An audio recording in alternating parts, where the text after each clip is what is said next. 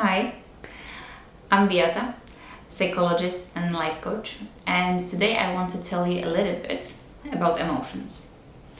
We all are growing up believing that our emotions are created by the brain responding to the environment being threatening or rewarding, right?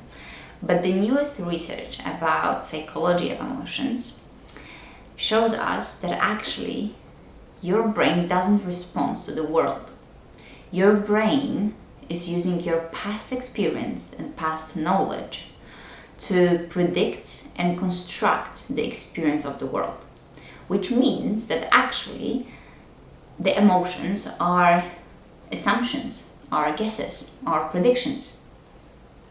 But because of the element of our past, that it's using our past experiences and knowledge, it gives us much more control than we actually thought we have over how we feel the emotions and what emotions are triggered. And here comes my favorite part, that I believe, and I also can tell from my own personal experience working as a psychologist with my clients, that every single emotion is an energy in motion, right? So it's like energy being in motion and actually being in your body. So when we feel our emotions, we actually have this energy and we cannot suppress it or completely ignore and put it on the side and detach, right? Why? Because every emotion is a messenger. Every emotion has a purpose. Every emotion is information that you can use to create your current experience, to learn, and then also to create this part of the past experience and past knowledge that later your brain will use to create another emotion, which is pretty cool, I would say. So we feel different things. We can experience and can both together be in the same situation, but we can experience and feel different emotions, right? Very often also we may struggle with naming the particular emotion, which is why I would encourage you to observe your emotions. Try to differentiate, try to build up as much emotional awareness as you can to find out what exactly is this one particular thing that you're feeling. How is this, let's say, sadness, different than yesterday's sadness, or the sadness from last week, or the sadness that you felt in a very similar situation, but in the past, right?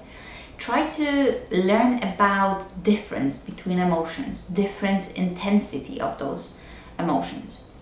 So what I want to also tell you is that there are three main emotions that we very often try to push away or suppress, and this is sadness. And what is the meaning of a sadness, right? Why sadness is coming? So sadness is motivating us, it's pushing us toward, like every single emotion, towards certain behavior. So sadness is pushing us to take a step back, to reflect on our own, to give ourselves time and space where we can just sit and reflect and think what it is for us. What do we have to do? What is missing? What do I have to let go? What do I have to learn? What do I feel now? Right? So this is sadness. The second emotion that we try to suppress or get rid of is guilt. I know. Guilt is usually pushing us and concentrates our focus on the mistakes made. And once we concentrate on the mistakes that we made, the guilt wants us to draw a lesson, draw some constructive feedback, learn from it. But be careful not to overanalyze, okay? Not to get stuck or trapped into the over-analytical thinking. Guilt is pushing us to find a new perspective, new light, new idea, to look at the same situation or challenge that we're struggling with from a different angle, right? The third emotion that we try to push back or on the side is frustration.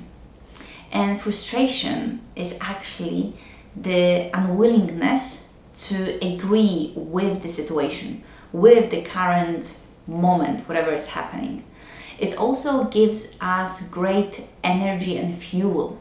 We can use frustration as a fuel to drive the change, to implement the change. Okay? So when you feel frustrated, try to take yourself out a little bit from the situation and see the situation. Which part of the situation you're not agreeing with? What's happening there that is so annoying? What is bothering you so much in this situation? And see whether you can change something about the situation itself, or maybe about you being in this situation and your responses, actions, or maybe your behavior, or maybe the way how you take this, how you feel about it. All right? So, to summarize, I want you to remember that emotions that are theoretically just happening to you are made by you, are made by your past experience. And it would be absolutely fantastic if you can develop a little bit more your emotional awareness and use the emotions to drive the change, drive the improvement, or be in the present moment the way you want to be. Remember that all emotions are the messengers.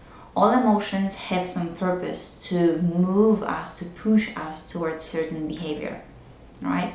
Stay open, stay curious, and be kind towards yourself. Okay? Nothing comes all at once. Step by step. And stay tuned and watch my next videos. I hope you're gonna like it. Leave me some comments and let me know what are other topics that you're interested to hear a little bit more about practical psychology and life coaching.